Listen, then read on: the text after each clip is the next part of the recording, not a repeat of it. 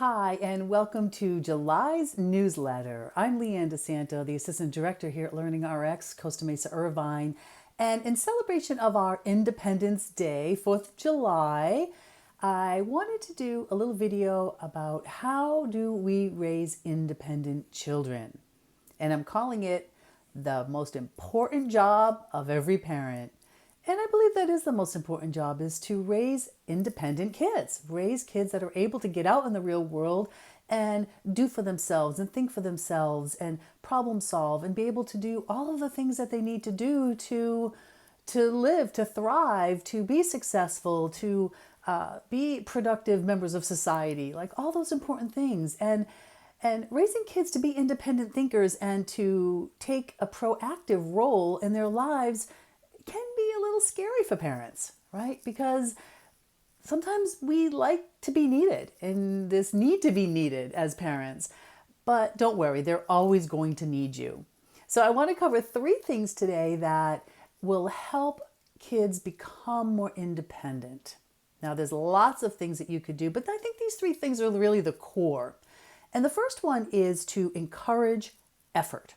Now, this is really important because it's encouraging effort without the pressure to succeed, without the pressure to win, the pressure to be perfect, but just let them try new things and create that safe space for them to know that they can try something and not be great at it right away or fail even, and that you'll support them through that and encourage them to keep trying and keep going, because nothing is easy at the beginning, most things anyway, right? So encourage effort, number 1, most important.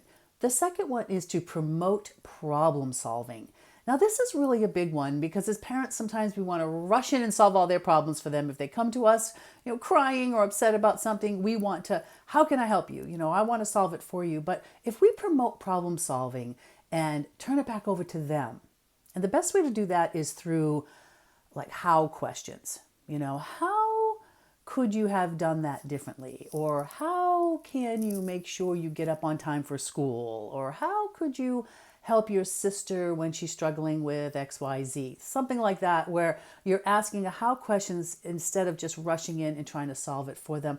This will encourage them to think for themselves, right? And to know that they can actually start building that trust, and they trust themselves to solve problems. Right? It's not just done for them. It's like a muscle. They have to work that. They have to get better at it to be, again, adults, right? Because we have to solve a lot of problems as adults. But if we're doing it all for them, they're going to get out in the real world and not feel safe or confident to do it themselves. And the third one is to take over or turn over the reins. Okay? Take the urge to control everything and let them have some autonomy. Let them take control over their decisions. There's tons of choices every day that we all have to make, and letting our kiddos make some of those choices without telling them, or also too without being critical of the choice they make and judging it, but just let them make the choice. Do you want the apple or the banana? Do you want peanut butter and jelly or ham and cheese? Do you want to wear the blue shoes or the red shoes? Or, give them the choices depending on their age, but let them make it. Right? Let them feel like they can make the choice and they can take ownership in making that choice.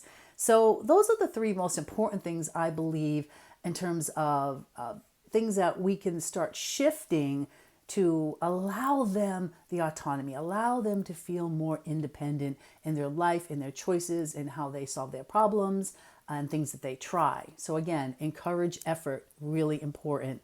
Promote problem solving. And turn over the reins. Let them have the freedom, as we celebrate our nation's freedom, let them have the freedom to make their choices and to fail and to make mistakes. And, you're going to help them back up, but let them try, let them do it. There's also a great study around effort that was done by Carol Dweck at Stanford, and she wrote a book called Mindset.